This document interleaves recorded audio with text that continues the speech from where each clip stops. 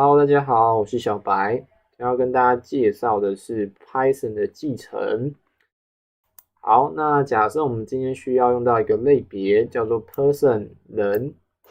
那这个 person 呢有两个属性，一个是名字，一个是年纪。那我们下面呢有两个函式，一个函式是印出名字，一个函式是印出年纪。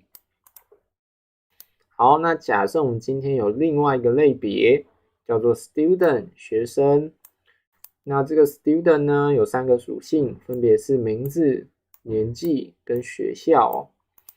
那下面呢有三个函式，分别是印出名字、印出年纪跟印出学校。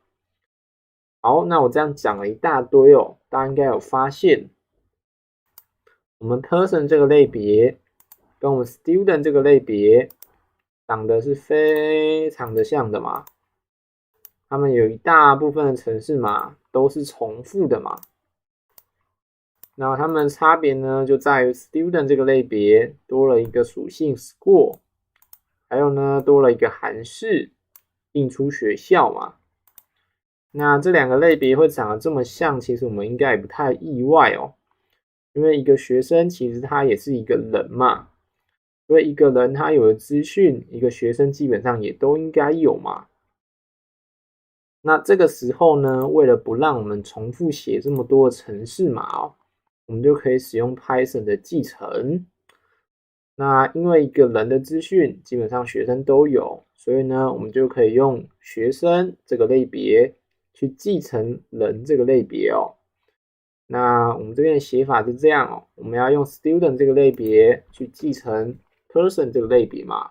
那我们就在 student 后面写一对小括号。然后呢，小括号里面写上我们要继承的对象是 person，OK？那因为我们的 person 跟 student 在不同的档案里面，所以我们要做引入哦。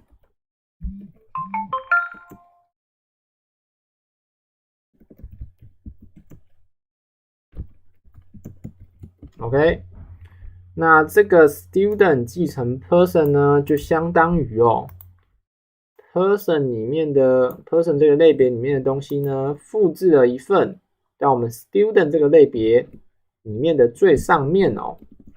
好，我再讲一次，这个 student 继承 person 呢，就相当于person 类别里面的东西呢，复制了一份到我们 student 类别里面的最上面哦。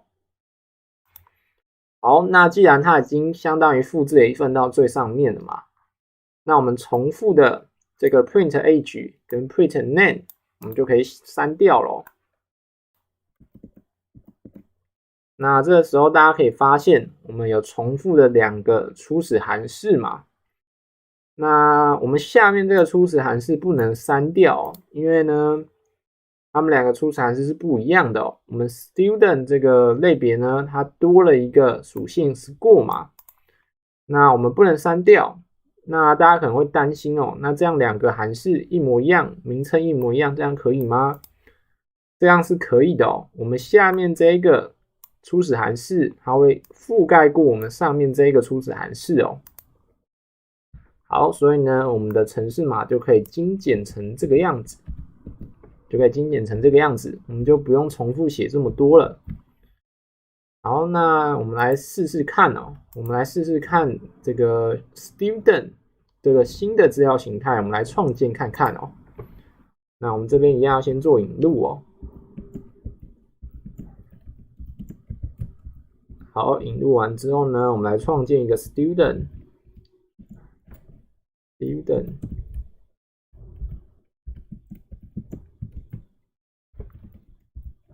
那 student 呢，我们要传入三个参数嘛，名字、年纪跟学校。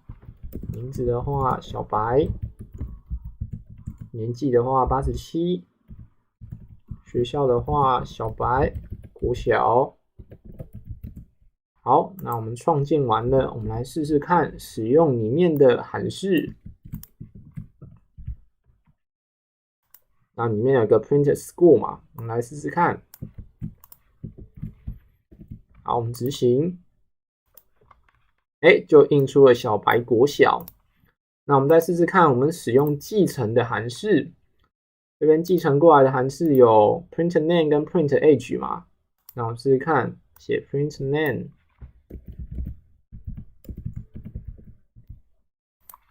执行，就得到了小白。那大家可以发现，我们这边是没有 print name 这个函数的哦。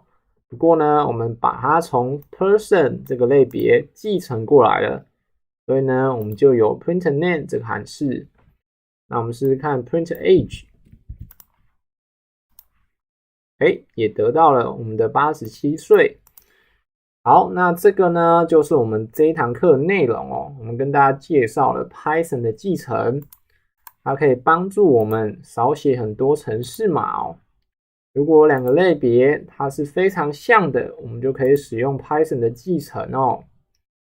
好，那这一堂课呢，也是我们这一系列的最后一堂课了哦。希望我们这一系列的课程有帮助到想学 Python 的你哦。那如果大家有问题的话，也欢迎在下面留言给我。那我们就下一个系列见啦，拜拜。